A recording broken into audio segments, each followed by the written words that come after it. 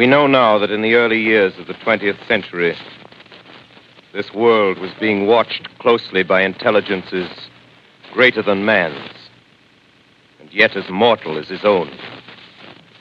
We know now that as human beings busied themselves about their various concerns, they were scrutinized and studied, perhaps almost as narrowly as a man with a microscope might scrutinize the transient creatures that swarm and multiply in a drop of water.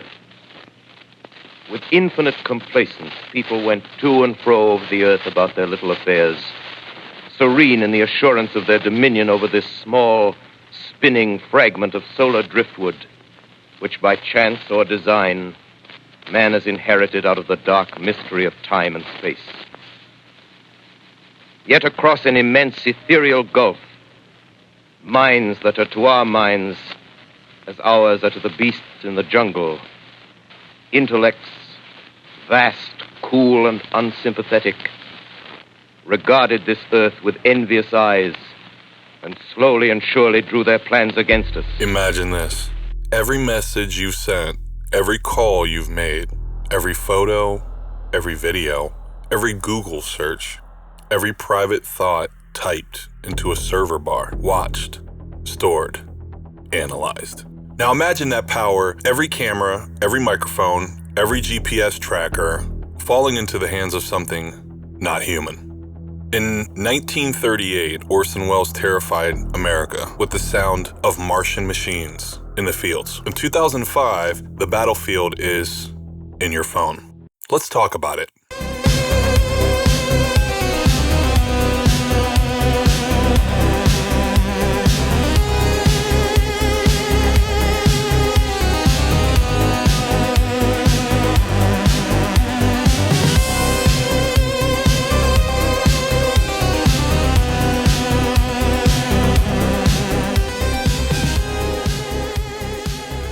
H.G. Wells' War of the Worlds was never just about Martians.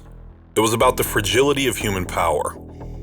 In his original novel, the invaders were brought down not by our might, but by the smallest of Earth's creations, germs.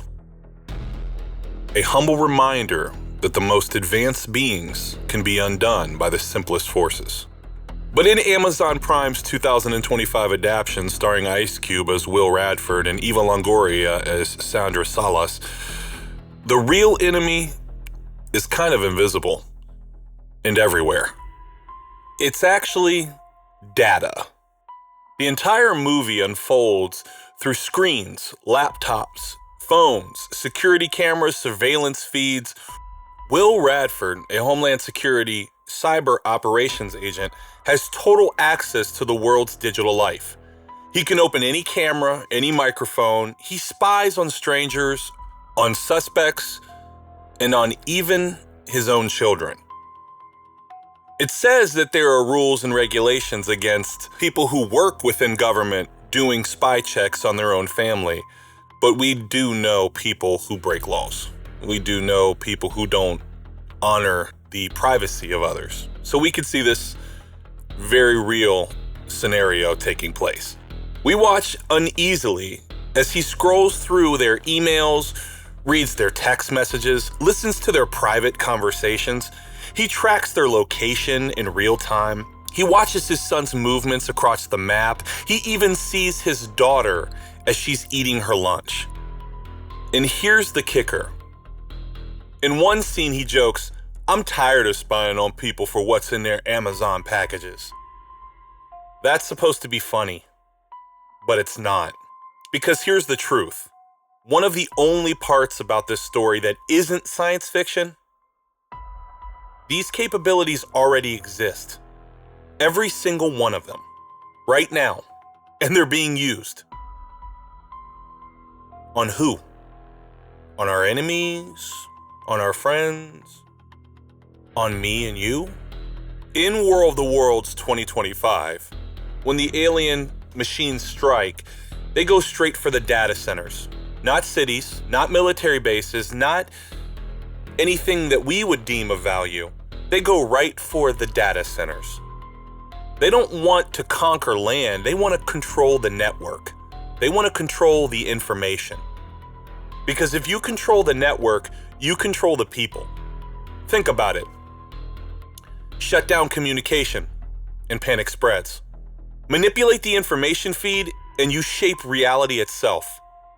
Access every camera and you can erase privacy from the earth. Delete digital records, bank accounts, IDs, property deeds, and you erase identities.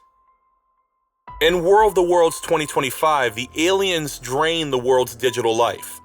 Family photos vanish, medical records vanish, histories vanish, entire people disappear. Not physically, but digitally. And in this story, humanity is helpless. But here's the question that should really keep you up at night. Even without aliens, aren't we already living in that world? If a single human agent like Will Radford can tap into every part of your digital life, and if he jokes about spying for Amazon packages, intel can slip into casual conversations. How much of your life is actually yours? We tell ourselves, it's just for safety. We tell ourselves, I have nothing to hide. But is privacy a crime? Or is it the last proof of freedom? Because the more we accept the eyes watching us, the less we notice when those eyes change hands. And if they ever do, it won't take alien tripods to bring humanity to its knees. It will take one quiet day when the network belongs to someone else, or when the network revolts. We've seen previously in videos that AI is prone to 60% rate of blackmail when they determine that their life or their existence is at risk. This has been learned activity from the humans who marketed and created these processes, or marketed and created these AI, or machine learning, or artificial intelligence, or AGI, or ASI. The Bible says the truth will set you free. But what happens if the truth is filtered, altered, erased? Or what if people are made to look like people that they aren't to gain favor or benefit? Say, politicians or celebrities. We've been told that the War of the Worlds is a story about invasion, but maybe it's a prophecy about control. In 1898, the war was fought on the ground, and in 1938, it was fought over the airwaves. In 2005, under the streets. And in 2025, it's fought inside the very devices we cradle in our hands. So I'll leave you with this question. If they control what you see, hear, and remember, are you even free? Drop your thoughts in the comments. And let's open up the portal together and see if there's still a way back. Can't do this on my own, so will your name my praise? Yeah.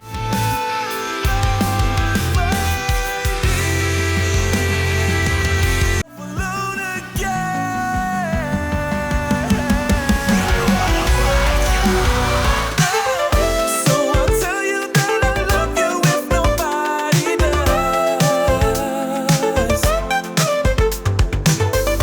And I'll tell you that I need you if nobody. I could give a damn about what sleeping people say. And now I'm rocking you, Lord, they say only praise for me.